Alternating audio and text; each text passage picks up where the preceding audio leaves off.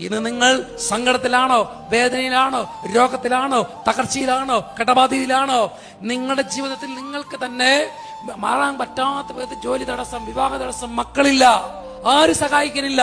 ദൈവസന്നിധിയിൽ പൊട്ടിക്കരയട്ടെ, അപേക്ഷിക്കണം. അപേക്ഷിച്ചാൽ ഉപേക്ഷിക്കാത്ത ഒരു ദൈവത്തിന്റെ സന്നിധിയിലാണ് നിങ്ങൾ ഇരിക്കുന്നത്. എനിക്ക് നല്ല ഉറപ്പുണ്ട് പ്രിയപ്പെട്ട സഹോദരങ്ങളെ, ഹൃദയത്തിൽ നിന്നും കർത്താവ് എന്ന് ഉള്ളിൽ തട്ടി ഒരു ദൈവത്തെ വിളിച്ചാൽ ദൈവം അവന്റെ മുമ്പിൽ പ്രത്യക്ഷപ്പെടും. ദൈവഭക്തി ഉണ്ടായിരുന്ന സൂസന്ന ഉച്ചത്തിൽ വിളിച്ചു, അത്യുന്നതനായ ദൈവമേ, രഹസ്യങ്ങൾ അറിയുന്ന കർത്താവേ, ഇതാ ഞാൻ മരിക്കാൻ പോണു, അങ്ങേക്ക് ഇഷ്ടമുണ്ടെങ്കിൽ എന്നെ രക്ഷിക്കുക. ദൈവം ഒപ്പം തന്നെ ഉണർത്തിയ ഒരാളെ.